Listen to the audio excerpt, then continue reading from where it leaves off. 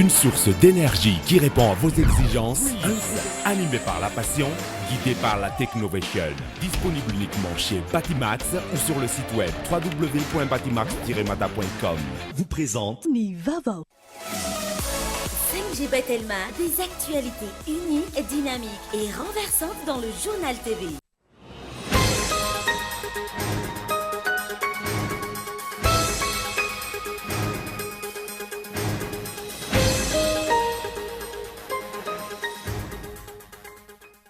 Raha tsy ny toeran'ny Madagasikara ary irina ho tafiditra ao anatin'ny lisitra mainty eo amin'ny lafiny iraisam-pirenena amin'ny ady amin'ny fampitsim-bola sy ny kolokolo araka namafisan'ny Transparency International Initiative Madagasikara.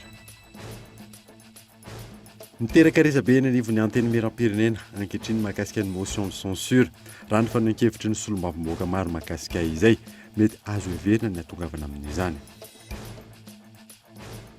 Zava-dehibe manao ny crise ankehitriny ny fampiakarana ny karaman'ny mpiasa araka ny nampanantena ny filoham-pirenena.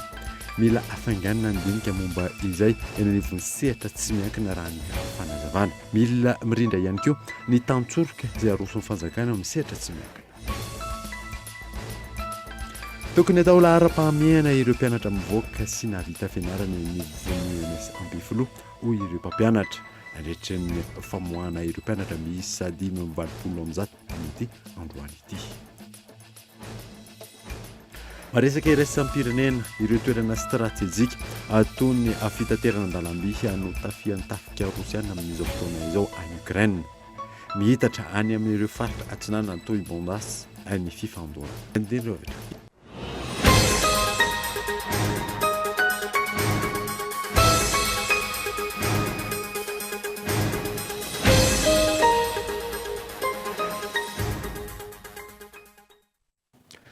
Finaritra toko lasy toko fotoana vaovao eto amin'ny Écoute TV Manasanoara. Anaraka izany hatramin'ny farany anamboatsika ny vaovao dia ratsy ny toeran'ny Madagasikara ary ahina ho tafiditra ao anatin'ny lisitra mainty eo amin'ny lafiny iraisam-pirenena amin'ny ady amin'ny fampitsim-bola sy kolokolo araka ny namafisan'ny Transparency International Initiative Madagasikara. Miantarandriana. Mitentina mahery ny 20 miliara dolary isan-taona ny vola mihodina eto Afrika ary mivoaka any amin'ireo firenena mandroso araka nambarany teo anivon'ny Transparency International Initiative Madagascar. Ambony lavitra noho ny fanampiana avy amin'ireo firenena mandroso makaty Afrika io. Isan'ny olana goavana mampametra-panontaniana ny famaroany vola veto Afrika makany ivelany io any amin'ny fahazoany famotsim-bola sy ny kolokolo ivana.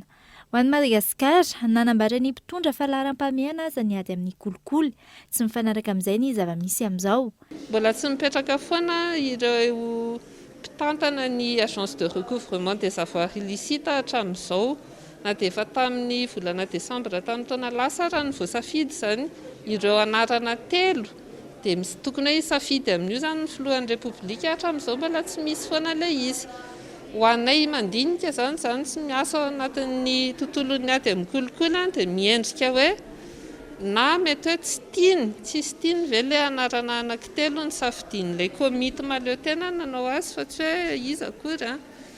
Dia raha izay dia ahoana sa ve sanatria mety hoe misy olona tiana ho arovana ihany any ambadika any dia hoe alao mihitsy aloha tsy apetraka ity agence de recouvrement des avoirs illicites ity izay ny asany dia manangona ireo arena izay mety hoe azo tamin'ny alalan'ny kolokolo na tsy mangarara na zavatra maloto zany. Fa milaza hoe lahara-pahamehana dia tsy maintsy omena aloha ny teti-bola sahazan'ireo rafitra mpiady amin'ny kolokolo dia apetraka koa ilay rafitra ireo atao izay mampandeha anazy zany fa izao tsika sadasada be ny ihany tsy fantatra hoe ahoana.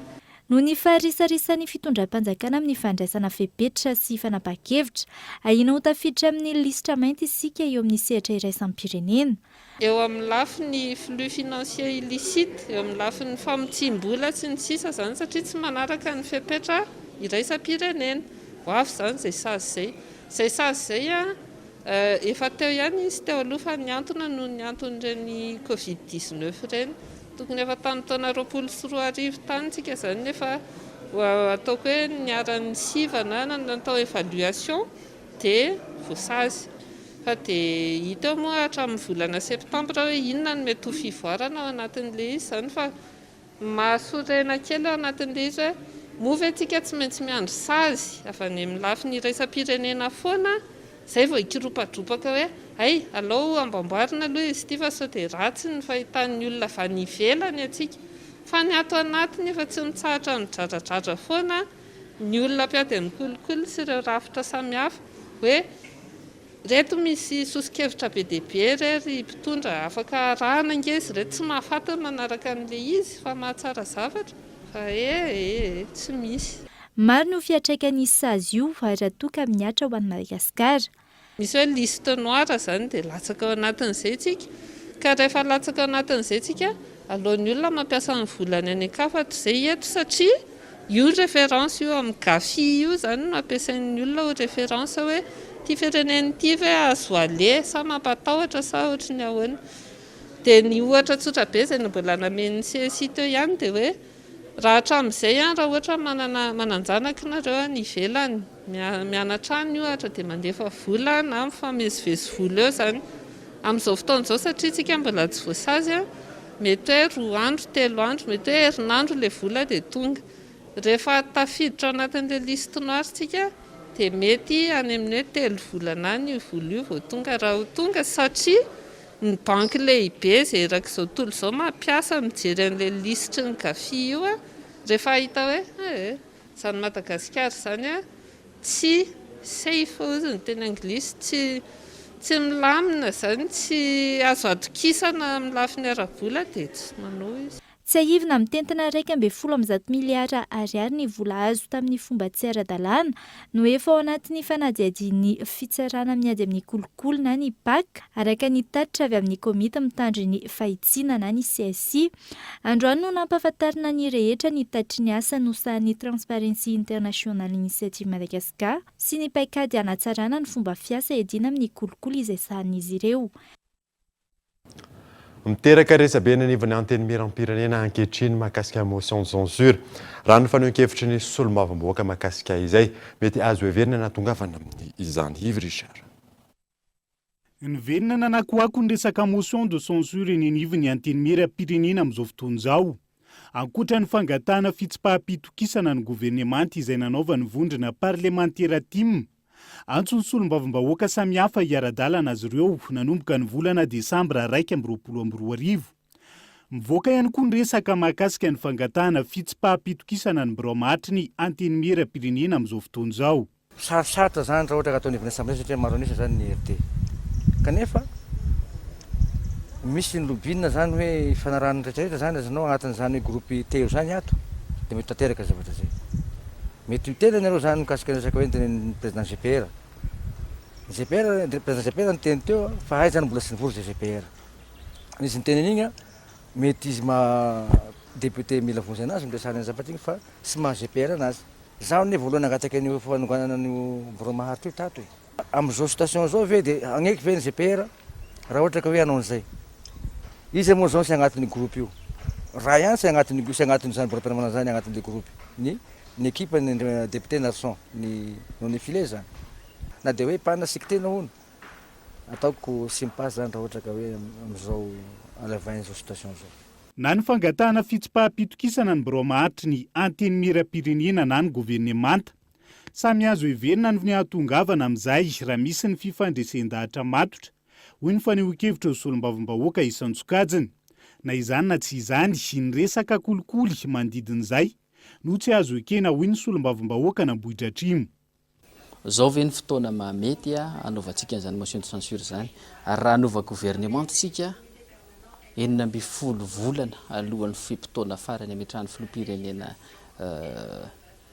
fialana raha mbola hirotsaka izy za koa mahita fa raha ohatra ka motion de censure tena miainga avy amin'ny hoe fifandraisan-dahatra dia azo eritreretina fa raha ohatra kosa ka motion de censure mamofopofona kolikoly mamofopofona malety dia ataoko fa tsy tokony hiverina amin'izany intsony ny anteny miram-pirenena mba tsy ho anteny miram-pirenena malety satria maheno feotsika miara-maheno tsika ny amin'ny enao manjery rehetra fa hoe misy mamofopofona kolikoly izy tika raha kolikoly no atao eto ataoko fa tsy ho amin'izany kosa ny solombavambahoaka n'Ambohitra Atrimo. Izay rehetra izay no nanamafisa ny solombavambahoaka fa afana ny ady hevitra sy ny vizotro ny fotoam-pivoriana ara-potoana voalohany ny anteny miram-pirenena manomboka ny herinandro ho avy izao. Ankoatra ny lafiny politika, iompana betsaka amin'ny sosialim-bahoaka ihany koa ny taky ho ataon'ny solombavam-bahoaka, indrindra anatin'ny fifanatrihana izy ireo ambikamba ny governemanta. Tsy misy kosa ny olana eo amiko sy ny filoham-pirenena ho ny solombavam-bahoaka IRD voafy tao Ikongo atao aorianan'ny fampiantsoana azy teny Ambohitsiroatra ny ona tamin'ny mpanolontsaina manokana ny fiadidinan'ny Repoblika Androany Gaetan Andriatsylava. Nisy ny fampiantsoana ny solombavam-bahoaka voafity tao Ikongo sady filoha lefitra ny antenimieram-pirenena ho an'ny faritanin'ny Fianaratsoa Jean Brunel Razafitsiandrao fa teny amin'ny lapan'Ambohitsiroitra ka ny mpanolontsaina manokana ny fiadidin'ny Repoblika misana ny raharaha politika Soja André Kaleta no nandray azy. Tanjona tamin'io fionana natao io ny anafainganana sy ampifanaraka ny etaetam-bahoaka sy ny fandarana asan'ny fitondram-panjakana.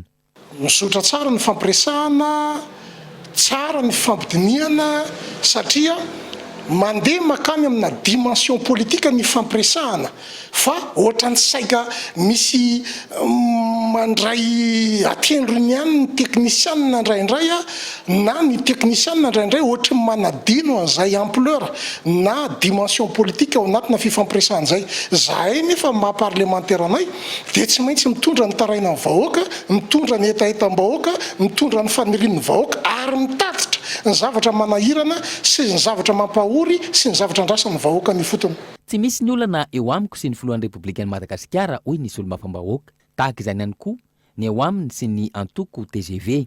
Zay sy ny filoham-pirenena tsy manana olana mihitsy ka, tsy manana olana mihitsy zay fa ny zavatra ifampiresahana ao anatin'ilay izy dia hoe ampifandrana lalana ny etaetam-bahoaka sy ny programa fitondram-panjakana. Ny antoko TGV tsy manana olana amiko. Zany hoe adidiny ny birao politika no manoro, manitsy, manao ny rappel à l'ordre, manao interpellation raha ohatra ka misy fanambarana na misy resaka heveriny zareo fa mivoana na miala ao anatin'ilay lasitra zay eritreretin'ny antoko fa tokony fampiresahana. Dia raisina ny fantsiana, raisina ny toromarika, hajaina ny fitsipika dia mandeha ny fiainan'ny antoko ary ao anatin'ny antoko ary manabe vo an'izany antoko zany ny tenako. Nisaotra manokana ny filoham-pirenena ny solombavam-bahoaka Brunel Razafitsiandrao tamin'ny fanendrena ireo mpanolontsaina manokana eo anivon'ny fiadidinan'ny Repoblika miisa roa. Olona manana traikefa amin'ny raharaha-pirenena sy ny lafiny politika ny loholona Soja André sy ny jeneraly Risara Ravalomanana. Na izany aza, tokony ho tsapa ny fiantraikan'ny asa isaky ny faritra, mila hatsaraina ny fiaraha-miasa ary tokony haravina ny elanelana misy. Tontolon'ny fampianarana kosa indray dia niova ny ampianatra sy sekoly no mandoha vola izao entina mikarakara ny fanadinam-panjakana manomboka izao araka ny notan'ny voaka. Isy ny vomiera isana ny fanadinana izay apetraky ny chef Sisco tsy manaiky hifanapa-kevitra io ireo sekoly tsy miankina. Miantarandrena.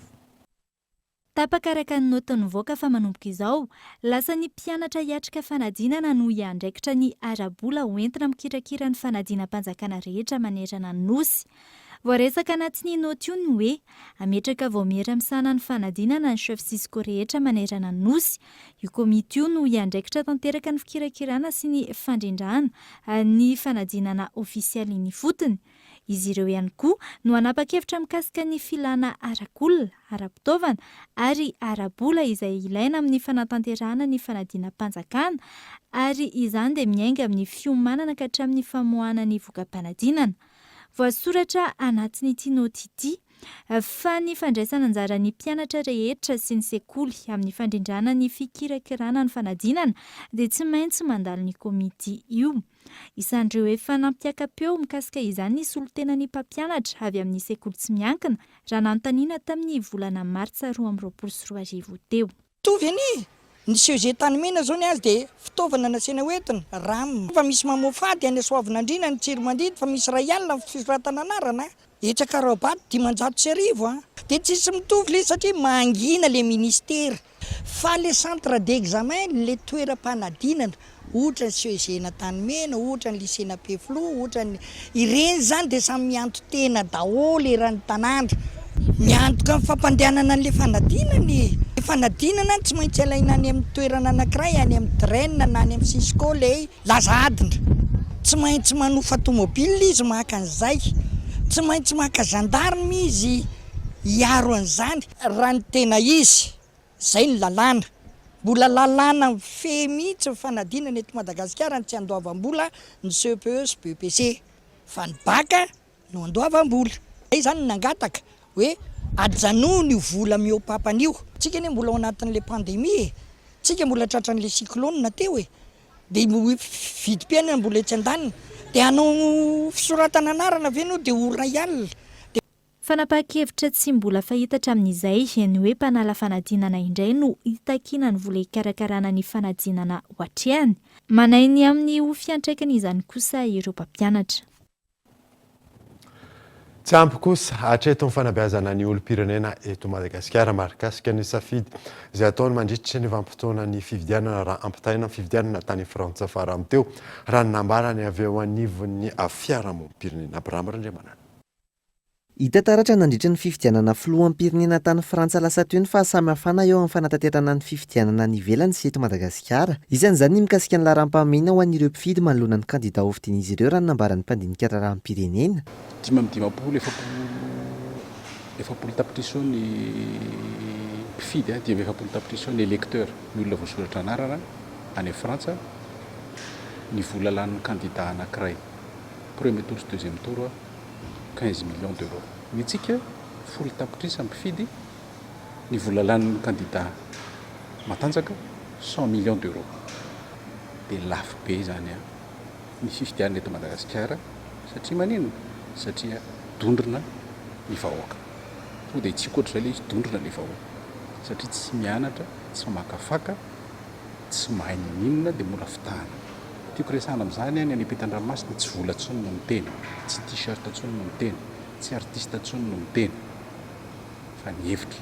Maro ireo lesona azo tsoahana nandritra ny fifidianana filohampirenena Frantsay farany teo, indrindra ho an'ny Madagasikara izay hiatrika ny fifidianana ny taona 2024 raha nambarany avy amin'ny firaisamonim-pirenena. Isan'izany ny fanavaozana lalam-pifidianana mikasika ny fampiasam-bola ho an'ireo kandida, ny fanafainganana ny famoahana ny voka-pifidianana, ny fanomanana mifanaraka amin'ny lalàna ary ny ady hevitra. Voalohany angatahana voalohany mba ampitovy ny hevitra ny chance ny tsirairay avy mba ho fidiana dia aleo ahena le na limitena ny vola azo ampiasaina amin'ny fotoam-pifidianana mba amin'izay ny hevitra ny compte kokoa amin'izay mba ho hita hoe rehefa tsisy ary ny enti-manana ary ve dia rehefa tena tokony ady hevitra dia iza manan-kevitra bebe koa candidat A sa candidat B sa candidat C.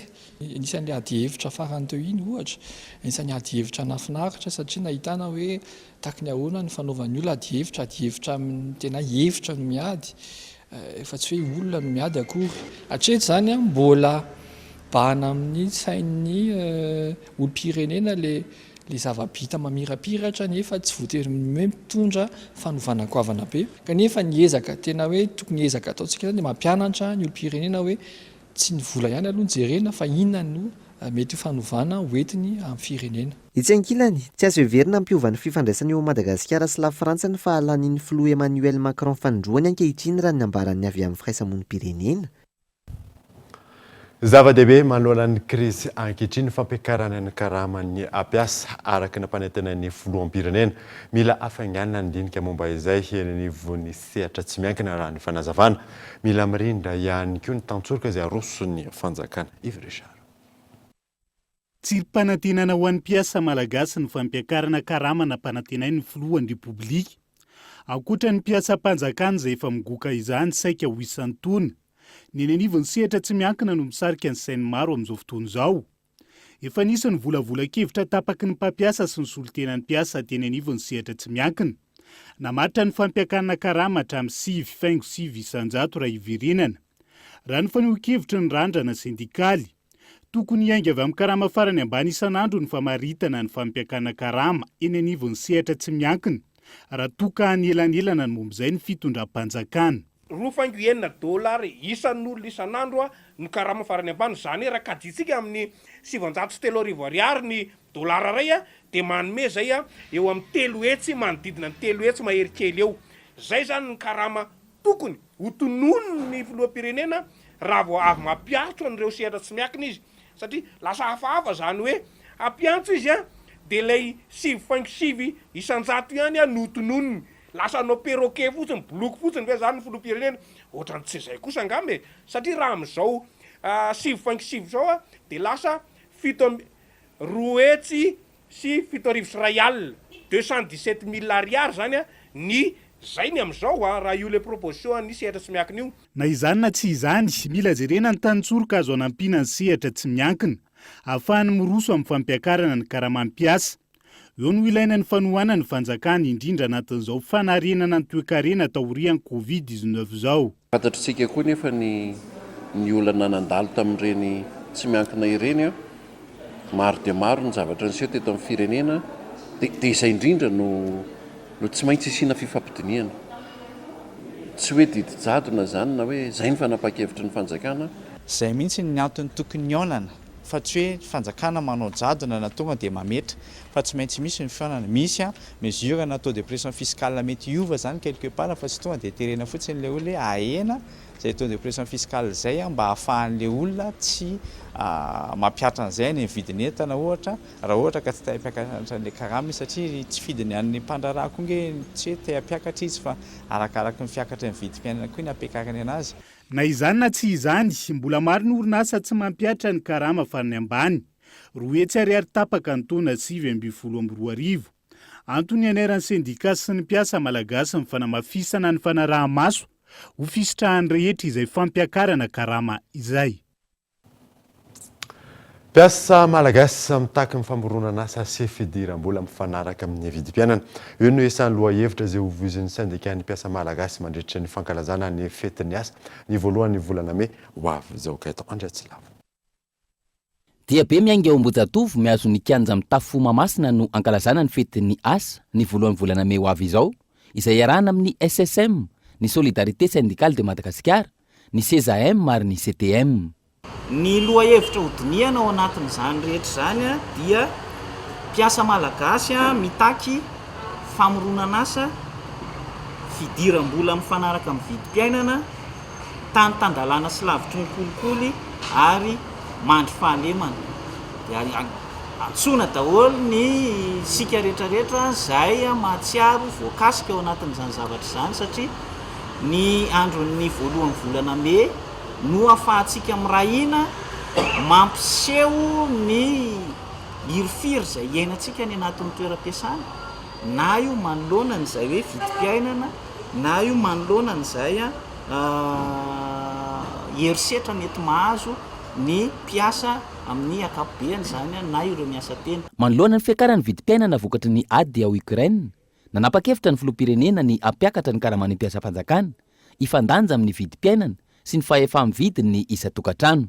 Isy ihany koa ny fifampiresahana amin'ny vondron'ny sehatra tsy miankina, ijerena miaraka ny vahaolana ka isitraka izany fiakaran'ny karama izany ihany koa ireo mpiasa amin'ny orinasa tsy miankina amin'ny fanjakana. Tsy ireo vondron'ny sehatra tsy miankina ihany no tokony hiaonana, hoy ny eo anivon'ny syndicat, ary tsy misy afa-tsy ny famahana ny olana ara-tsosialin'ny vahoaka no vahaolana. Mila miaona amin'ny partenaires sociaux ny fanjakana ifampiresahana momba an'io. Manohy izay voalazan'ny kamarady zay zany anatin'izay fifampiresahana zay avy eo no ahitana hoe miroso mankaiza le fanapahan-kevitra. Ary zay moa le iezahan'ny tontolon'ny asa amin'ny akapobeny hoe ny famahoana ile dinika ara-tsosialy na ny dialogue social izay ihany no lalana ahafahana mahita vahaolana amin'ny olana rehetra miseho eo amin'ny tontolon'ny asa. Ka miandry zany atsika satria igny efa antso napetrany iona raha tsy diso angamba mety efa androany izy miaraka amin'ny mpampiasa angamba tsy fantatra fa miandry zany atsika dia anatin'izay avy eo no ahitana hoe mirona mankaiza le fanapahan-kevitra. Tsy miova ny fitakinana natao atr'izay manoloana ny fampiakarana ny karama ho hatrany ireto syndicat mivondrona ireto, izany hoe ny fampiakarana ny karama hatrany amin'ny 30 isan-jato. Mbola manjavozavo ihany hoe 4 isan-jato no fiakarana eritreretin'ny fanjakana, fa aminay zany dia mametraka izahay hoe raha latsaka an'izay fitakina nataona izay satria ny vidim-piainana fantatritsika tsara, ny PPN na savony na menaka na vary na paty na zavatra rehetrarehetra tsisy tsy misonitra amin'izao fotoana izao dia verina fa tsy mahavaolana ary tsy ampy zany ny fiakarana raha voalatsa-datsaka an'izay. ny avy aty amin'ny privé dia mitovy amin'izay tsy misy valaka ihany fa izay moa no antony hoe tamin'ny fotoan'andro ny mbola vao hipoaka ny gera dia efa tokony natao hoe inona no tokony fifampidiniana atao mba ahafahana hoe mba tsy tara zany amin'ny fandraisana fanapahan-kevitra. Efa nahazo lalana tamin'ny komuna Antananarivo renivohitra izy ireo raha ny fanazavana ahafahana mandray ny hetsika atao ao amin'ny kianja mitafo Mahamasina. Efa nisy ihany koa ny fangatahana lalana natao tany amin'ny préfet de police manoloana io dia be atao ny voalohany volana Mey io. Mbola tsy mifanaraka amin'ny lalàna misy eto Madagasikara ny lalàna mifeny asa ka mila avozana izany ho ny minisitra tompon'andraikitra ampiarina amin'ny sehatry ny asa eto an-toerana izany aorian'ny fankatoavan'ny gouvernemanta sy ireo antenimihira rotota fanadina. Nojerena ny zava-misy eny ny mpiasa malagasy eo amin'ny sehatra rehetra misy azy taorin'io narafitra sy nampifanarana tamin'izay ny lalàna vaovao ifeny asa. Mpisehatra maro eo anivon'ny ministeran'ny asa toy ny ratsana sindikaly sy ireo vondromben'ny mpiasa sy mpampiasa ary ireo firaisamonim-pirenena no niara-nisalahy tamin'ny famolavolana azy. Anisan'ny FDB no avozana tamin'ity lalàna vaovao ifeny asa ity ny fampifanarahana amin'ny lalàna iraisam-pirenena izay nosoniavy ny Madagasikara. Betsaka ireo fifanarahana iraisam-pirenena izay nakatoavintsika izay mbola tsy dia betsaka ny tsy mifanaraka amin'izay zany amin'ilay lalàna misy amin'izao fotoana zao dia tsy maintsy natao izay ampifandray an'ireo ohatra hoe mikasika ny fitantanana an'ireny mpiasa trano reny ohatra ny fitantanana mikasika ny mpiasa mivezivezy na hoe en migration zany betsaka ny zavatra ohatran'izay ka dia natao zany izay ampifandrindran'izay amin'ny lalàna ato anatiny mba hifanaraka. Ampiarina vetrany amin'ny fitantanana ny mpiasa sy ny tontolon'ny asa eto Madagasikara ity lalàna vaovao mifeny asa ity raha vao mahazo ny fankatoavana eo anivon'ny filan-kevitry ny ministra ary lany eny amin'ireo antenimihira rotonta. Ampiarina zany izy rehefa lany atao mifanandrify amin'izay daholo zany ny fitantanana ny mpiasa sy ny tontolon'ny asa eto Madagasikara izay satria tsika tamin'ny 2024 dia nanao fankatoavana fifanarahana iraisam-pirenena maromaro mihitsy tany anivon'ny Organisation Internationale du Travail. Tsivina lalàna ny asa tamin'ny taona 2004 no mamey ireo asa misy eto Madagasikara amin'izao fotoana izao. Tao anatin'izay 2010 taona izay maro ny fiovana nisy teo amin'ny sehatry ny asa. Andrasana araka izany izay rivo-baovao hoentiny ity lalàna vao narafitra ity eo amin'ny tontolon'ny asa eto Madagasikara sy ny fiantraikan'izany amin'ny mpiasa tsirairay avy na miankina na tsy miankina amin'ny fanjakana. Tsy ara-dalàna kosa ny fampitsarana ny fanatanterahana ilay didy fandravana teny Andraharo ny herinandro lasa teo ny mpisolo vava ny orinasa nahazo alalana iroso amin'izay fandravana izay ny mpisolo vava izay nanamafy fa tsy tokony isy ny fitanilana amin'ny fampiarana ny didika eto Andretsilava. Noho ny fahazona lalana avy amin'ny filoha mpampanolalalana niroso tamin'ny fandravana ny tamboho eny Andraharo ny huissier teo am-panatanterahana ny asa. Nahazo baiko avy amin'ny filoha mpampanolalalana eto Antananarivo ampitsahatra ny fampiarana ny didim-pitsarana ny huissier. Baiko tamin'ny Antotarby izay tsy nivantana tamin'ilay vaditany raha ny fanazavana fa nentefa tamin'ny géomètre expert ka ity farany no nampita tamin'ilay huissier. Omina lalana ianao zany andrava ny fanerana izay nataon'ireo sosiety anankiroa raha toka tsy manotonina ny filaminam-bahoaka ilay izy na koa nahazo didy avy any amin'ny filoha voalohan'ny fitsarana tapony ny fanakanana zany zavatra zany. Reo zavatra anankiroa teneniko reo zany nefa dia tsisy mitranga daholo reo zavatra roa reo fa ny zavatra miseho zany dia hoe nahazo an'io telefony io zany Antotarby io zany dia naantona ilay izy ary dia natsona ny misia nakany amin'ny Braony Ramatoa filoha mpampanolalalana ny fitsarana ambony eto Antananarivo. Zany zavatra zany aloha zany tsy ara-dalàna satria ny filoha izay mampanateraka ny didi-pitsarana tsy mampanateraka ny didi-pitsarana indray ary ny didi-pitsarana izay navoaka ny fitsarana mpamoaka didy dia sakanan'ny Ramatoa filoha mpampanolalalana izay tsy ara-dalàna zany zavatra zany. Rehefa namaly ny antso teny amin'ny fitsarana ny mpampanolalalana raha ny fanazavana azo hatrany nanome didy ambava ireo voakasiky ny fandravana ity farany ananganana indray ny rindrina efa voakasiky ny fandravana. Tsy ara-dalàna ihany koa izany hoy ny mpisolo vava. Zay tsy ara-dalàna zany satria niala ny fahefany tanteraka ny filoha fitsaroana ny ramatoa lehibe ny fitsarana mpampanololalàna eto Antananarivo satria tsy ao anatiny andraikitra satria miendrika sady zany fa hoe mamoaka didy izy atsangana nefa zavatra mafy zany zavatra rehetrarehetra tena haiko zao hoe tsy miresaka mivantana amin'ilay vatitany izy miala amin'ny autorisation zay mitenena izy fa manakana dia miendrika fitanilana zany zavatra zany impartialité zay tsy zavatra anankiray tokony anana fitsarana impartialité fa tsy zavatra ohatrany ka raha zavatra tahaka zao zany no tranga dia fijakan'ny barony mety hitranga zany satria manao zay saim-patangolo zany ny olona rehetrarehetra tsy anateraka ny fitsarana. Anantona ny ministeran'ny fitsarana ireo manana ny taratasy sy fandravana ametraka fitarainana. Ankoatr'izay, amerina sy anamafy ny fitarainana eny amin'ny ACDDED ihany koa izy ireo. Raha tsy hivina, ny orinasa IMS misehatra amin'ny fanondranana, miorina eo andaharo no mifanolana amin'ny orinasa roa hafa amin'ity raharaha ity. Nanantona ny orinasa mifanandrina amin'ny IMS ny mpanao gazety, nisafidy ny anginina ity farany. Arak'izany, tsy nisy fanazavana afaka nomena izy ireo mahakasika ilay raharaha.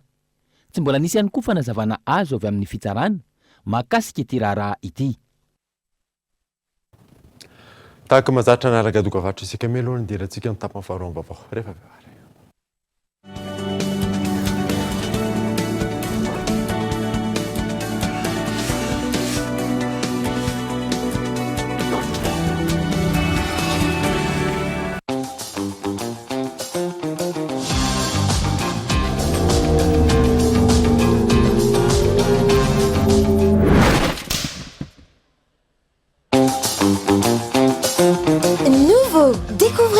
Du très haut débit avec la fibre Family Betelma. La fibre à prix léger chez vous à seulement 149 000 arrières par mois, jusqu'à 300 gigas de data inclus. Études, travail, divertissement en toute sérénité. Testez votre éligibilité en Telma Shop et abonnez-vous.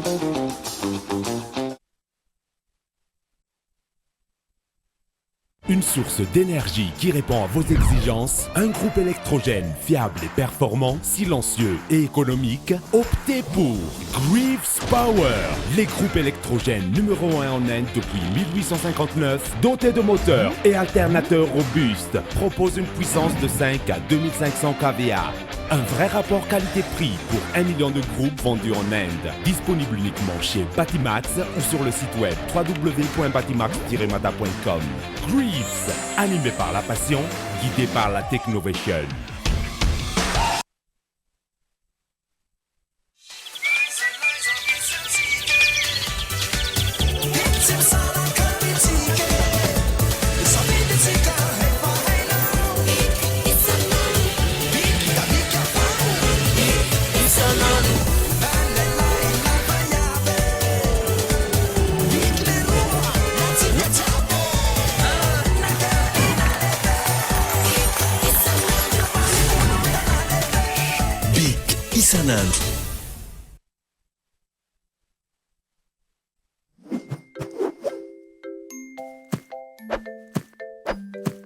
Ny fanomezana tsara indrindra ho an'ny Pasika sady mampiala voly dia nitolotra Canal Plus.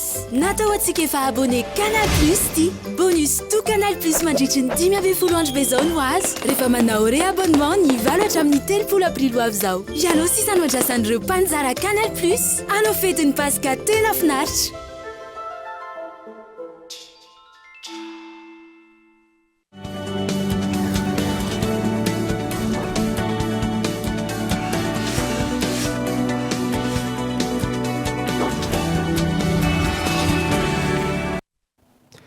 Vereto amin'ny fampalalam-baovao isika dia anatin'ny fanomanana ankehitriny ny orinasa manao ny asa fanamboarana ny pont ao Manakarabe.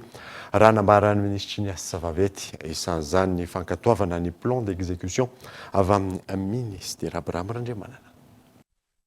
Tsy mbola nisy hatramin'ny fahadimy amby folo ny volana aprily lasa teo ny asa fanamboarana sy ny fiketihana ny tetezana Manakarabe raha ny fanadihariana nataon'ny mpanao gazety tany an-toerana. Omaly nitondra fanazavana mikasika ity asa fanamboarana ity ny ministry ny asa vaventy. Nambarany fotoa tamin'ny dinany tany Manakarabe ny fanamboarana ny pont Manakarabe amin'izao fotoana izao nefa efa no fitaovana nefa mbola tsy mandeha ny asa ohatra inona ty. Hitako mihitsy le fanadihadiana nataonareo tao amin'ny Kolo TV herinandro lasa zay. Ary tiako ny manamarika fa efa manomboka ny fanamboarana ny tetezana ao Manakarabe. Fa tsara ihany koa ny mametraka ao anatin'izay fa misy asa ataon'ny orinasa izay asa fanomanana, tsy afaka tonga dia manao béton tsika na manangana fototra anankiray tsika manao asa vaventy. Fa misy ny ataontsika hoe fanaovana voalohany indrindra ny atao hoe plan d'exécution. Manaraka an'izay dia mbola misy ihany koa ny atao hoe levé topographique. Izay ankilany nanamafy ny tompon'andraikitra fa efa iray volana lasa ankehitriny nanomezana ny ordre de service ho an'ny orinasa manao ity fototra say ity. Ankoatra izay aorian'ny volana aprily valim-potoana hitsahara ny rotsakorana sy ny rivo-doza ho afanganana ny fanaovana ny asa fanamboaran-dalana sy ny tetezana raha ny fanazavana. Tsy ahivina ny fafitony volana febroary lasa teo nanome toromarika ny minisitra tompon'andraikitra ny filohampirenena ny amin'ny anafanganana ny fanatanterahana ny asa fanamboarana ny tetezana ao Manakarabe ho fandraisana ny fetin'ny 9 martsa izay nokasena ny tanterahina tany an-toerana. Nambarana nandritra izany fa hatra 3 volana ny asa fanamboarana. Tontolon'ny fanatanjahantena kosa indray dia niaiky ny fampitehan'ny kianja Larby andraisana ny taranja atletisme mandritra ny JOI ny taona 2024. Ny minisitra Piay ary nilaza ny vinanasany manoloana izay raha ny fanazavana Evrichard. Tafiditra anatin'ny andraisana ny taranja hazakazaka mandritra ny andiany faraika amby folo ny lalaon'ny Renosy aty amin'ny ranomasimbe Indiana. Taona 2024 amby 2024 avy izao ny kianjana Larby. Raha ny zava-misy eny an-toerana amin'izao fotoana izao, potika tanteraka ny piston tarton izay anaovan'ny atleta malagasy ny fanazara-tena.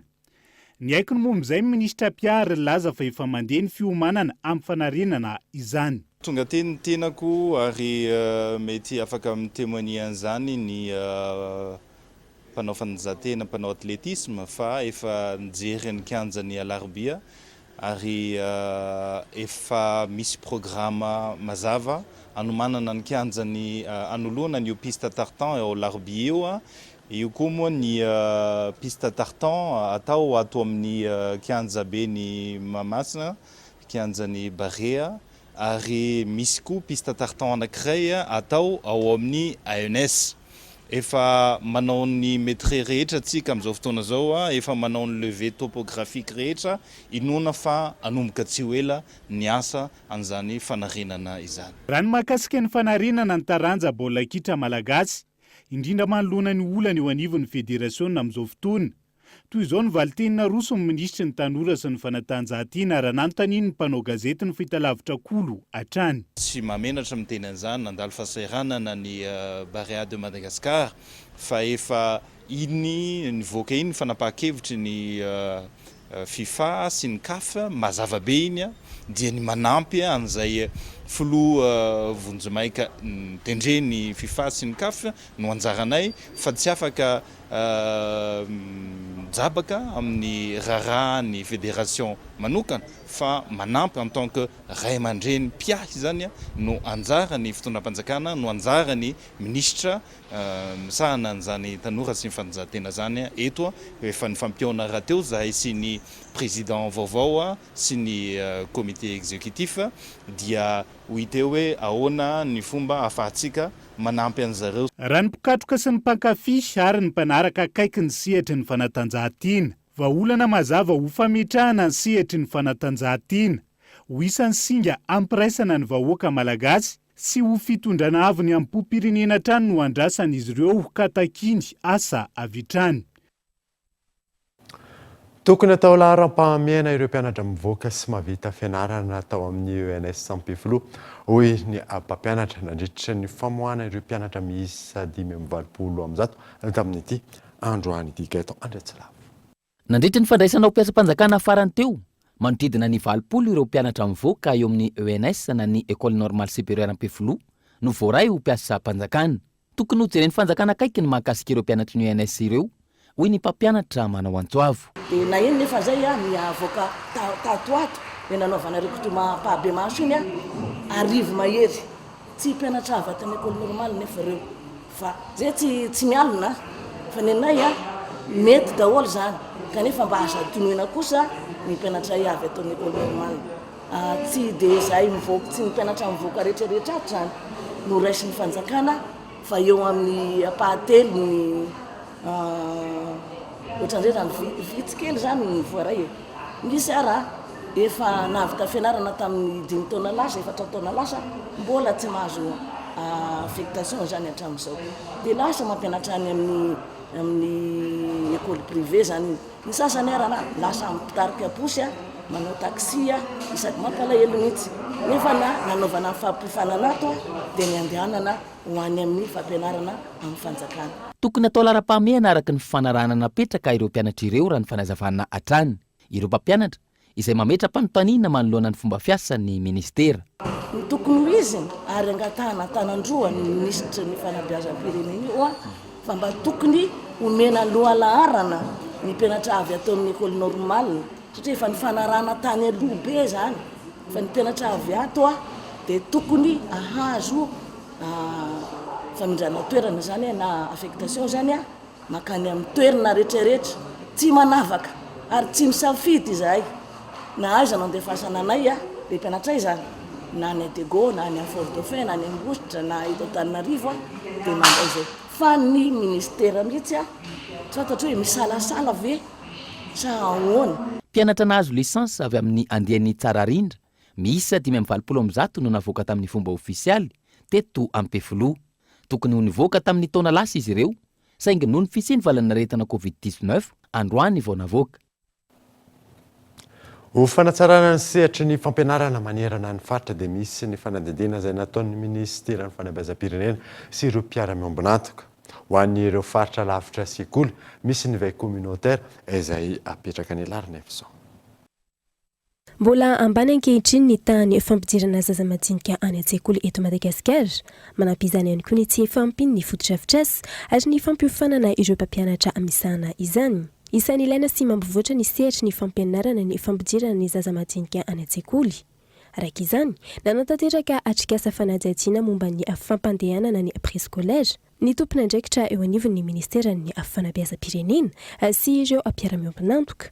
Tahany moa zany raha hitantsika ny ezaka ataon'ny ministeran'ny fanabeazam-pirenena amin'izao miaraka amin'ny fitondram-panjakana dia hitantsika fa raha tany amin'izany hoe 724 zany dia napetraka hoe 430 nisan'ny sekoly misy ny fampianarana zaza madinika dia izao zany efa tafakatra any amin'ny 100 zany misy eo amin'ny sekoly 9 sy Rayal mahery no efa misy préscolaire raha any amin'ny fanjakana fotsiny ary amin'ireo ankizy sekoly 7 sy Roal efa misy. Ho an'ireo tena tsy misy moa zany dia hitantsika fa misy ny EPP izay atao hoe lavitra no andehanany ankizy ka raha zaza 3 taona tsy afaka andeha hamakivaky rano ala ary tanety irery dia efa misy koa zany ny tetikady izay apetraka ministera fampianarana hoe fametrahana an'le atao hoe sekoly ny zaza madinika tantan'ny fokon'olona na le espace de veille communautaire. Ny taona 2024 no nanomboka ny tetikasa ary miisa 900 ireo veille communautaire napetraka. Miankina amin'ny finiavana ireo fokon'olona no mampandeha ny veille communautaire ireo raha ny fanazavana ireo tompon'andraikitra. Communautaire moa dia tetikasa izy io, tetikasa andrana izay arahana amin'ny banky iraisam-pirenena ataon'ny ministeran'ny fampianarana. Izy io dia ampianarana zany ary entanina le ray aman-dreny hoe zao ny atao amin'le espace de veille communautaire dia ao moa zany le fampianarana zaza madinika ao dia iny zany finiavan'le fokon'olona mihitsy no mampandeha an'ilay espace de veille communautaire fa ny atao anatin'le tetikasa dia mena fitaovana ry zareo dia mena fanofanana. Ny mpampianatra na ny éducateur amin'ireo espace de veille communautaire ireo dia ny fokon'olona ihany no manome tolotra hoe retolo reto no mety mavita azy dia eo zany no mandray tanana ministeran'ny fampianarana mampiofana an'ireo olona. Fanentanana no ataon'ny tompon'andraikitra amin'ny fampidirana ny zaza madinika an-tsekoly raha ny fanazavana. Tsy aivana, taona ny zaza no tsy maintsy miditra amin'ny taona voalohany araka ny lalana misy eto Madagasikara. ao anatin'izay tontolo ny fampianarana izay hatrany dia efa tranainy ny fomba fampianarana amin'izao fotoana izao indrindra amin'ny ambaratonga fototra ka tsy maintsy avoazana izany ahafahana miroso amin'ny izany moa dia atao lahara-pahamenana ny fanofanana sy ny fanampiana ireo mpampianatra fanadina. Misy ny volavolan-dalàna izay fanodinina teo anivon'ny filakevitry ny governemanta. Entina hitondrana fanovana ny tontolon'ny fanabeazana sy entina hanatsarana ny tontolon'ny fampianarana. Isan'ny fanovana anatin'izany ny fametrahana ny rafim-pampianarana, fanalavana éducation fondamentale hatramin'ny 9 taona ary fametrahana préscolarité eo amin'ny 2 taona. Ny fametrahana mazava tsara ny fifandraisana eo amin'ny fampianarana ambaratonga fototra sy ny amin'ny fampianarana ambony izay ilaina fitohizan'izany eo amin'ny resaka fampianarana. Fametrahana ihany koa ny atao hoe politique linguistique ary indrindrandrindra fanatsarana ny fitantanana ny maolona, ny fijerena ny mpampianatra moa zany sy ny fametrahana ny atao hoe éthique déontologie. Mazava ho azy moa zany io no antoka aloha voalohany indrindra ametrahana izany fanovana izany satria miroso amin'ny atao hoe réforme institutionnelle juridique sy curriculaire moa zany ministère ankehitriny izany dia ilaina. Eo ny fametrahana fotodrafitrasa maro fa tsy maintsy mifanindran-dalana manaraka an'izay ihany koa ny fanovana amin'ny ara-dalàna moa zany amin'ny fitantanana ny tontolon'ny fanabeazana. Efa 10 taona teo izay no nisiany association Kozama. Izy ireo no manofana sy manampy ireo mpanabe sahirana amin'ny asa fampianarana eny amin'ny ambaratonga fototra na ny EPP.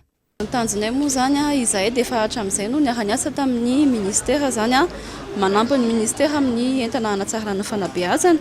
Dia ny tanjonay moa zany dia ny tena hoe mbola hanosika ny ministera hoe hitanay zany hoe mbola misy lesoka kely eny anivon'ny sekoly ambaratonga fototra izay isahanay dia izay no ny antony anaovanay izao zany hoe iarahanay miasa ministera inona no mbola afaka ao ataonay moa zany. Ay miara-miasa aminay izay moa zany miara-miasa akaiky amin'ny ministera ny fanabeazam-pirenena, ny vondrona européenne moa zany izahay mamatsy an'ity ny association anay sy ity événement ty direction de coopération internationale à Monaco ihany koa fondation action AFD niara-niasa tamin'ny AFD ihany koa izahay taloha.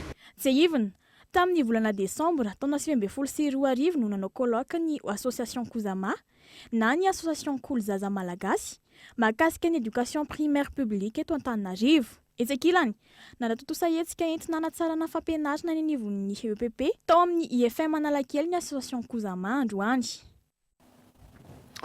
Mbola miaina ao anatin'ny vanim-potoana sarotra ny firenena malagasy amin'izao fotoana izao no mivoka-dratsy nateraky ny valinaretina Covid-19 maro ny tsy anasa indrindra ireo tanora fanadina. Karazan-javatra maro no simba nandritra izay nisy ny valanaretina Covid-19 izay. Raha ny hita, tsy anasa avokoa noho ny antony maro samihafa ny ankamaroan'ny tanora amin'izao fotoana izao. Ao ireo nahavita fianarana, saingy tsy nahita asa sahaza amin'izany fianarana nataon'izany akory. Ao ireo voatery tsy maintsy nijanona tamin'ny asa. Misy araka izany ny fampianarana, fampiofanana asa ho an'ny tanora. Ny projet hay zany dia tetikasa izay natao indrindra mba hanampiana ireo tanora izay very asa na ny sedra fasahirana ny tao aorianany ireny valanaretina Covid-19 ireny. Noho izany dia mampanao izahay manolotra moa izany mazavazava kokoa formation fampianarana fanofanana an'ireo tanora ireo amin'ny sehatry ny entrepreneuriat fa eo ihany koa ny fanofanana amin'ny thème manokana zany ho an'ireo izay nisafidy ny lalam-piofanana salariat. Eo tanora ireo moa zany dia marihana fa misehatra amin'ny activité maro amin'ny économie, izany hoe misy ireo tanora misehatra amin'ny tourisme, misy misehatra amin'ny agriculture, misy misehatra amin'ny resaka industria sy ny sisa sy ny sisa. Fanampiana manokana ho an'ireo tanora ity karakaraina ity raha ny fanazavana. Misehatra manokana izay ao anatin'ny antsoina hoe responsabilité sociétale ny orinasa anankiray lehibe eto Madagasikara amin'ny resaka numérisation dia ny ITEC consulting. Ina tena ataonay, en fait tena ataonay justement dia mampivondrona association na organisation non gouvernementale izay te hanampy indrindrandrindra ny tanora amin'ny resaka manomboka amin'ny 17 taona hatramin'ny 13 taona afaka mandray anjara amin'izay fiofanana arakasa izay avokoa. Tsy aivina no tontosaina omaly ny fanaovan-tsoni eo amin'ny association JCI Iarivo sy ny association Tamberina.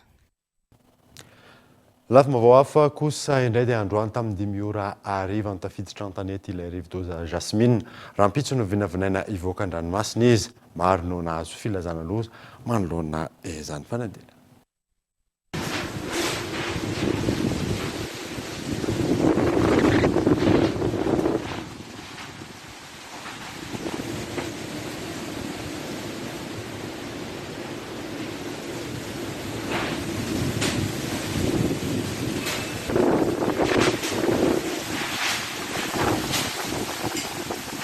Tafiditra tany tao amin'ny distrika Toliara faharoa tao Saint-Augustin ny rivodoza Jasmine tamin'ny 5 ora ariva teo. Tafiditra 70 kilometatra isan'ora izy ararahana tafiditra manodidina amin'ny 100 ka hatramin'ny 300 kilometatra isan'ora. Raha ny mety ho vinavinan'ny ity rivodoza ity dia amakivaky ny faritra atsimon' nosy iny izy ho amin'ny anio any ary ivoaka an-dranomasina any atsimo atsinanana any ho amin'ny rahampitso.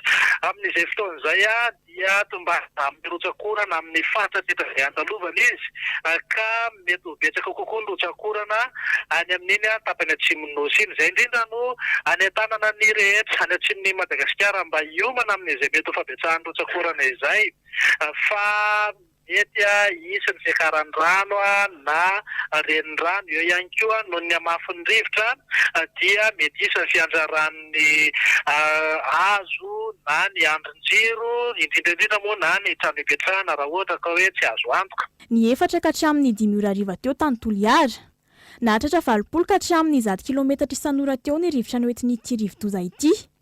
Miatra avy hatrany ny filazana loza ho an'ny distrika maro. Toy izao ny filazana loza mahakasika ny rivodoza. Mahakatra ny filazana amin'ny loko mena avy hatrany na filazana loza amin'ny tatao ny distrika ny Toliara voalohany sy faharoa, Sakara ary Betika Atsimo. Filazana amin'ny loko mavo kosa ho an'ny Morombe, Ankazoabo, ary Ampani. Ny mpampiasan'ny ranomasina morontsiraka andrefana, morontsiraka atsimo andrefana ary atsimo Madagasikara dia entanina mba tsy hampiasan'ny ranomasina mihitsy aloha mandra-palasa tanteraka ity rivodoza ity satria hikorotana tanteraka ny toetsin'ny andrainan'ny ranomasina ary ahery be ihany koa ny ranomasina. Tsisy fiantraikany ho an'ny eto afovoan-tany ankilan'ny rivodoza ity araka ny vinavina mpamantatra ny toetrandro. Rahampitso kosa no vinavinaina ivoaka an-dranomasina izany. Maresaka iraisam-pirenena kosa indray dia ireo toerana stratéjika toy ny fitaterana an-dalamby no tafian'ny tafika rosiana amin'izao fotoana izao any Ukraine mihitatra any amin'ny faritra atsinanana toy ny Donbass any fifandonana fanadina. Tahaka izao sisa ity trano lehibe iray eto ampovoan'ny tanàna ny Kharkiv ity potika vokatry ny fanapahoana bomba ny sesesy nataon'ny firenena rosiana. Renivohitra iray lehibe faharoa ao Ukraine ity rava ny taroka bomba ity. Fanahinina ny fanimbana ireto trano iombonana ireto ho ny eo anivon'ny tafika Ukrainiana. Hatramin'izao, olon-tsotra no maro tamin'ireo nindosiny fahafatesana hoarina amin'ireo miaramila. Ny faritra Kharkiv izay anisan'ny faritra voakendry matetika ary sivily trano no maro namony ainy isaky ny misy fanapoahana. Ity karazana bomba ity izay nipoaka teo afovoan'ny fambolena iray ka nandravana sy nandratrana olona mipetraka teo amin'ny manodidina. Raha ny fanazavana, bomba Tsuka ity nipoaka ity efa ela ry zareo Rosiana no nanambana amin'ny fampiasana azy ary izao ny rosona izao. Amalina ny fanafiana sy iarovana ny tanàna, mangataka ny fanaparitahana ireo fitaovam-piadiana ireo sivily Ukrainiana. Itsekilany mitoy ihany koa ny fivorian'ny firenena mikambana mitady ny vahaolana ahafahana mampitsahatra ny ady. Androany, firenena 70 no nivory any Allemagne anapaka ny fomba anampiana indray ny tafika Ukrainiana amin'ny fiarovana ny firenena sy ny vahoaka ao aminy. Dia izay mamana vaovao tamin'ity androany tengatrano anaraka izany mandrosoa sy nadoro tompoko.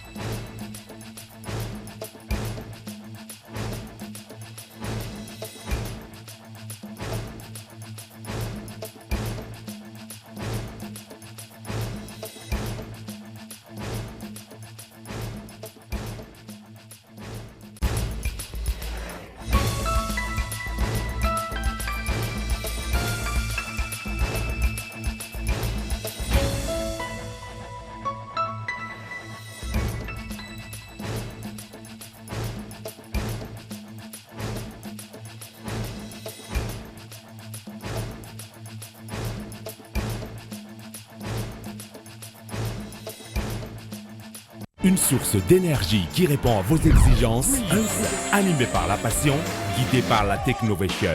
Disponible uniquement chez Batimax ou sur le site web www.batimax-mata.com. Vous a présenté Nivavo. 5G Batelma, des actualités uniques, dynamiques et renversantes dans le journal TV.